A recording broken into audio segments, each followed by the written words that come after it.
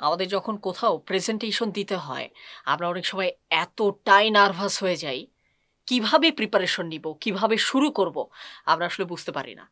এবং প্রেজেন্টেশনের কথা ভাবলে আমাদের মনে হয় যে সবার সামনে গিয়ে আমরা কোনো একটা ভুল করে ফেলতে পারি, হাসাহাসি হতে পারে সেটা নিয়ে, কিংবা আমার হয়তো ইমপ্রেশন কিংবা ইমেজের জায়গাটা দুর্বল হয়ে যেতে পারে।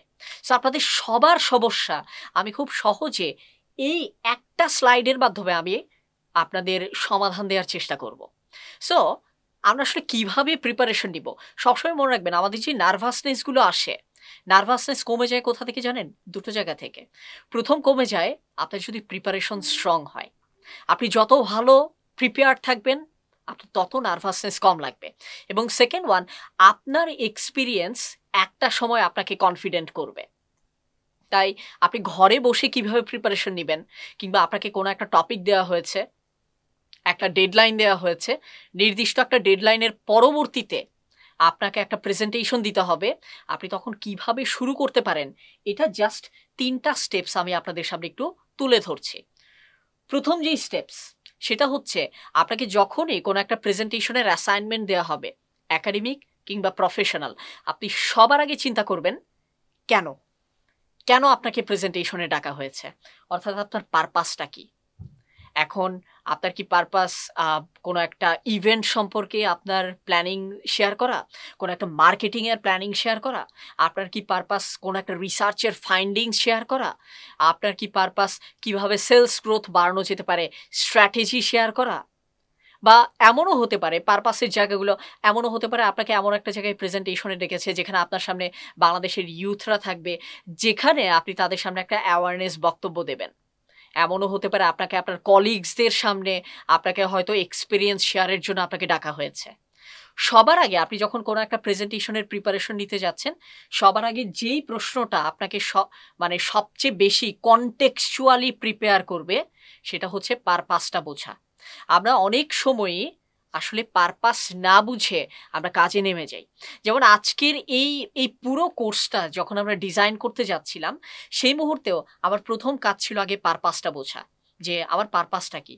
আমার পারপাস হচ্ছে যারা যারা স্টুডেন্ট রয়েছেন এবং যারা যারা প্রফেশনাল রয়েছেন, তারা যাতে তাদের স্কুল এবং অফিস দুটো জায়গাতেই তাদের নিজেদের স্কিলস ডেভেলপমেন্টের জন্য, বিশেষ করে কমিউনিকেশনের স্কিলস ডেভেলপমেন্টের জন্য, তারা যাতে একটা ভালো মেটেরিয়াল পায়।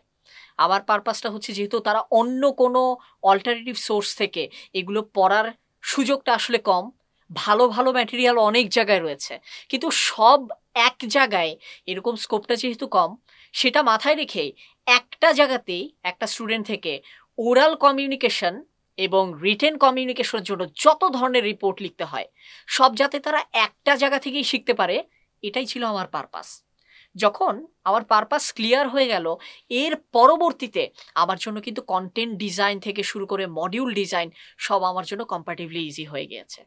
সো আপনাদের জন্য প্রথম রিকোয়েস্ট, যখন আপনাকে কোথাও প্রেজেন্টেশন দিতে হবে, জিজ্ঞেস করবেন কেন আমাকে প্রেজেন্টেশনের জন্য ডাকা হয়েছে, আমার পারপাসটা আসলে কি। পারপাসটা হচ্ছে ডেস্টিনেশন। ডেস্টিনেশন না জেনে কিন্তু গাড়িতে উঠলে আমাদের ভুল জায়গায় পৌঁছে যাওয়ার সম্ভাবনা রয়েছে। So no your destination before starting the journey. Second one, participants. Participants বলতে বোঝায় আপনি কাদের সামনে প্রেজেন্টেশন আপনি দিতে চাচ্ছেন। পার্টিসিপেন্টস বোঝাটা কেন জরুরি আমি আপনাকে বলি।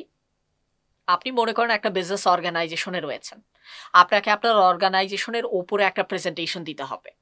সো আপনি আপনার ইন্টারনাল কলিগদের সামনে যেভাবে আপনি প্রেজেন্টেশন দেবেন, আপনি কিন্তু কাস্টমারের সামনে সেভাবে প্রেজেন্টেশন দেবেন না। আপনাদের প্রতিষ্ঠানে অডিটের জন্য কোনো একটা আপনার টিম আসলো, তাদের সামনে আপনি সেভাবে দেবেন না। ফরেন কোনো ইনভেস্টর আসলো আপনার প্রতিষ্ঠান দেখে আপনাকে ফান্ড দিতে চায় কিনা, তাদের সামনেও কিন্তু দেবেন না। দেখেন আপনার কিন্তু পারপাস এখানে সেম, কিংবা এখানে কিন্তু আপনার এলিমেন্ট সেম, আপনার প্রতিষ্ঠান, কিন্তু কাস্টমার, ইনভেস্টর, কলিগ, অডিটর, এক একটা কনটেক্সটে আপনার পার্টিসিপেন্ট ভিন্ন হয়ে যাওয়ার কারণে আপনার কিন্তু বক্তব্য, আপনি কিসে হাইলাইট করবেন, আপনি কোন জিনিসটাকে প্রায়োরিটি দিবেন আপনার আলোচনায়, সেগুলো কিন্তু আলাদা আলাদা হয়ে যাচ্ছে। এই কারণে প্রেজেন্টেশনের সেকেন্ড ইস্যু, আপনাকে জানতে হবে আপনি কাদের সামনে কথা বলতে যাচ্ছেন। সো আপনাকে এটা জানতে হবে আপনি কেন কথা বলতে যাচ্ছেন, আপনাকে এটাও জানতে হবে আপনি কাদের সামনে আপনি কথা বলতে যাচ্ছেন। তৃতীয় যেই ইস্যু সেটা হচ্ছে পয়েন্ট, বা আগের ভিডিওতে আমরা যেটা বলেছি মেসেজ। আপনি কোন কোন কোর মেসেজ আপনি শেয়ার করতে চান। অর্থাৎ আপনি একটা 15 মিনিটের প্রেজেন্টেশন দিলেন, এখন আপনি প্রেজেন্টেশন দিয়ে চলে যাবেন, এর পরবর্তীতে আর কোনো দিন আপনি যাদের সামনে প্রেজেন্টেশন দিয়েছেন তাদের সাথে আপনার দেখা হবে না। সো আপনার ওই পুরো 15 মিনিটের প্রেজেন্টেশনকে যদি বলা হয় যে আপনার এই 15 মিনিটের প্রেজেন্টেশন শেষে কোন 3টা সেন্টেন্স আপনি চান আমরা মনে রাখি, ওই 3টা সেন্টেন্স হচ্ছে আপনার পয়েন্টস। আপনি যখনই প্রেজেন্টেশনের প্রিপারেশন নেবেন, এরকম একটা স্ট্রাকচার্ড ওয়েতে যদি আপনি প্রিপারেশন নেন যে আপনি কেন কথা বলতে যাচ্ছেন, কাদের সামনে কথা বলতে যাচ্ছেন, এবং আপনার কথা বলার শেষে কোন ফাইনাল মেসেজটা আপনার কাউন্টার পার্টের মানুষ রিসিভ করুক এটা আপনি চান, সবগুলো যখন আপনার কাছে ক্লিয়ার হয়ে যাবে, আপনার জন্য সেই মুহূর্তে একটা ইফেক্টিভ প্রিপারেশন হয়ে যাবে। পরের কাজটা আসলে ইজি। এই সাইকোলজিক্যাল থট প্রসেসের এইটুকু হচ্ছে টাফ। আপনি যদি একটু গুছিয়ে স্টেপ বাই স্টেপ এই 3টা আপনি যদি চিন্তা করেন, আপনার জন্য প্রেজেন্টেশনের প্রিপারেশনটাও ইজি হবে, ডেলিভারিটাও ইজি হবে।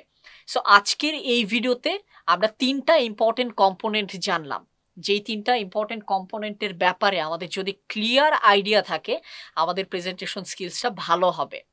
এর পরবর্তী আরও বেশ কিছু ভিডিওতে আমরা এই ধরনের আরও স্পেসিফিক পয়েন্ট ধরে ধরে কিওয়ার্ড আপনাদেরকে ধরিয়ে দেব, এবং সেগুলো ধরে ধরে আপনারা যেমন আপনাদের মিস্টেক্সকেও রেকটিফাই করতে পারবেন, একই সাথে স্পেসিফিক অ্যাকশন প্ল্যানের মাধ্যমে আপনি আগে যতটা ভালো প্রেজেন্টার ছিলেন, আপনি সামনের দিনগুলোতে তার চেয়েও আরও অনেক ভালো প্রেজেন্টার হতে পারবেন। আমাদের আজকের লেসন কিন্তু এখানেই শেষ। ব্রাইট স্কিলসের সাথেই থাকবেন এবং আমাদের পরবর্তী ভিডিওগুলোতেও আমরা আপনাদেরকে আমাদের সাথে কামনা করছি।